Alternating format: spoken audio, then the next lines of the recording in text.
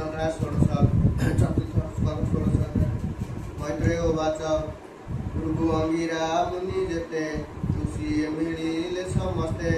भाळंती अति मन दुखे प्रजा रक्षण आरोग्यके कहती जेबे नाही राजा दुष्टे लुचिबे जन प्रजा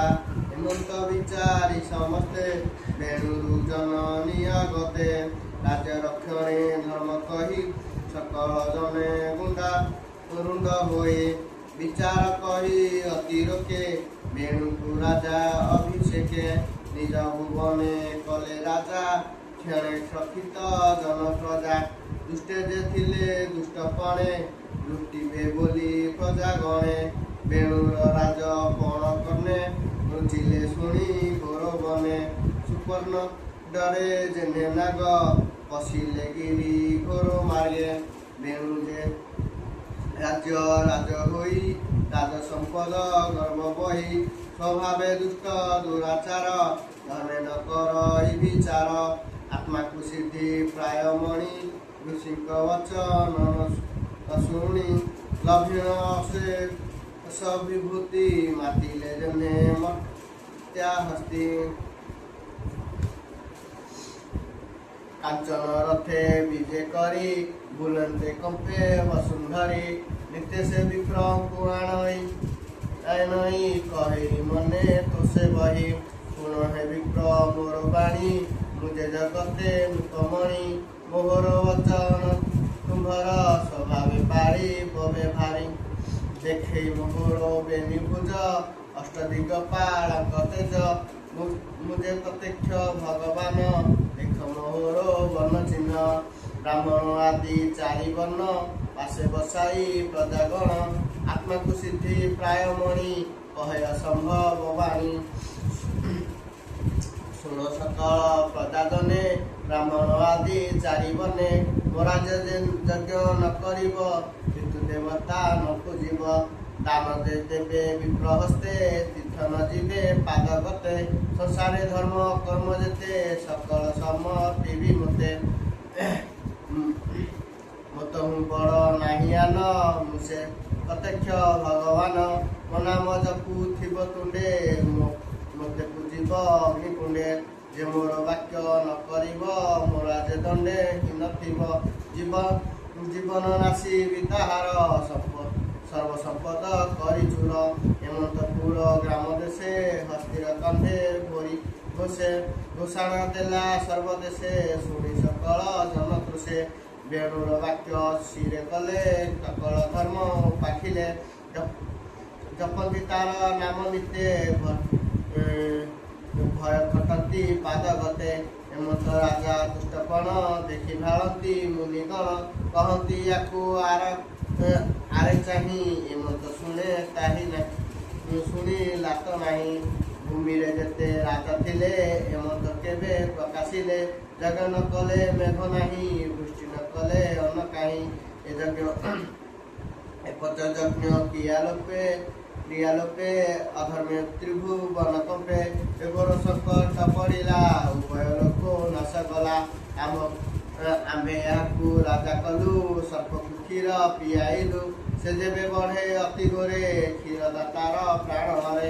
आम्भे न बुझी कर्म कलु बेणुकु राजा पण देलु सर्प को देलु क्षीर ग्रासे आम्भे गणिलु एवं आसे सुनिथा गर्भ संभूत स्वभावे जम सुता सुत आम्भे यार पासे जीवा धर्म वचन बुझाइबा जेबे बोले न करिब अधर्म भावे मरिब एते विचारी विपदमे मिले तेणु सनि ध्याने कल्याण करी वेद नादे बोलै साम गान प्रपादे हेनुक शुण धीरे जा कहबू तो छामुरे जेणे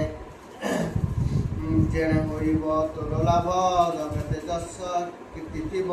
मन वचन देह गते जे प्राणी खाती जन हिते एबेनी लोक से जानती न कले जीवन्ते मरती प्रजाए धर्म आरचिले लोक संपद बड़ बले से धर्म देवे नाश जीव लोक संपद आउ काहे ପ୍ରଜାଙ୍କୁ ନିଶ୍ଚିତ ଯେ କର ଯଦି ସର୍ବତରର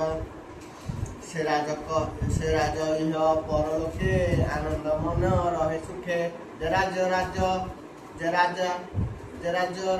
ପରଦେଶେ ବିଷ୍ଣୁକୁ ପୂଜନ୍ତି ହରସେ ସେ ରାଜ ଯଜ୍ଞ ପୂଜା ପାଇ ବିଷ୍ଣୁ ସନ୍ତୋଷ ଦୟା ବହି ରାଜା ପରଜା ସୁଖ ବହେ ଧର୍ମଚାରୀ ବେଦ କହେ ବିଷ୍ଣୁର ପାଦ ପଦ୍ମ ତଳେ ଖଟତି ସର୍ବ ଦିଗ ପାଳେ ସେ ସର୍ବଯଜ୍ଞମୟ ହରି ମନୁ ଦେବତା ଆଦି କରି ସେ ହରି ଯଜ୍ଞ ହେଲେ ଦୋଷ ସଂସାର ରହି ଦୋଷ ସର୍ବଦେବତା ତାର ଦେହେ ବସନ୍ତି ସର୍ବ ଲୋକ ପ୍ରାୟ ସର୍ବ ଦେବମୟ ହରି ପୂଜା କର ରବିକୁ ସର୍ବ ଶୁଭ କଲେ ଆରମ୍ଭ ଧର୍ମ ବାକ୍ୟ କଲେ ବେଣୁରୁ ବାନ ଋଷି ବୋଲଇ ଶୁଣ କଲେ ରାଜା ବୋଲଇ ଗୋପ ମନେ ତୁମେ ସମସ୍ତେ ମୂର୍ଖ ଅଟ ଅଧର୍ମ ଧର୍ମ ବୋଲି ଖଟ ମତେ ଅନ୍ନ ଦାତା ସ୍ୱାମୀ ମତେ ନ ପୂଜା ମୂଢ଼ଗାମୀ ନୃପ ସ୍ୱରୂପ ଈଶ ନୁହେଁ ମତେ ନ ପୂଜା ଆଜ୍ଞା ଭଏ ଅପରାଧ ଇହ ଲୋକେ ସୁଖ ନ ମିଳେ ଅନ୍ୟ ଲୋକେ ଯଜ୍ଞ ପୁରୁଷ କେ ଆଟକ ମୁଁ ବିନୁ ଅନ୍ୟ କେହି ନାହିଁ ଦେଖ ନୃପତି ଶରୀରେ ଦେହ ବସନ୍ତି ଅଧିକାରେ ବିଷ୍ଣୁ ବିରଞ୍ଚି ମହେଶ୍ୱର ଇନ୍ଦ୍ର ପବନ ଦିବାକର ଯମରାଜନ ଧର୍ମଲତା ସୋମଧରଣୀ ଭସ୍ମକର୍ତ୍ତା ଇନ୍ଦ୍ର ବରୁଣ ଆଦି ଯେତେ ସର୍ବ ବସନ୍ତି ନୃପଗତେ ଯେ ବର ସପଦ୍ୟନ୍ତି ଲୋକେ ନୃପ ଶରୀର ଏକାକେ ଏ ଦେହ ମହିମା ନ ଜାଣୁ ଅଧର୍ମ ଧର୍ମ ପରିମାଣି ତୁମ୍ଭର କର୍ମ ଯେତେ ସେ ଧର୍ମ ପୂଜାର ମତେ ମୋହର ଅଙ୍ଗେ ବନ୍ଦୀ করে ধর্ম সত্য তুম্ভারি সুযোগ্য ভোগ মোর দেহি মতনু অন্য দেব নাহি এমন্ত বিপ্রীত মতি ভজিলা পাষাণ ডাকগতি মুনিক অনুরোধ বাণী নিষেধ কলা নূপমণি স্বভাবে দুষ্ট অনর্গল আত্মাকু কলা অমঙ্গল এমন্ত মুনি বচনে আজ্ঞা কলা দিনে দিনে আত্মপণ্ডিত মানে করে মুনিক বচন ধরে মুনিয়ে দিনে দিনে আসি ধর্ম কহନ୍ତି পাশে বসি কেবে ন কলা বচন মুনিକୁ কলা অপমান তাহার ধর্ম বিশ্বাসে মুনি বলନ୍ତି যে রোষে বলନ୍ତି ইয়াকু আরে চাহি এ জীবনে কার্য নাহি এହାର ধর্ম আচারে প্রজায় নাসিলে সংসারে অসাধু ব্রত ଏହା ଦେଇ ଲୋକ ଆସରେ ଭୋଗ ନାହିଁ ସେ ରାଜ ଦୂର କରି ଯଜ୍ଞ ନିନ୍ଦନ୍ତି ନରହରି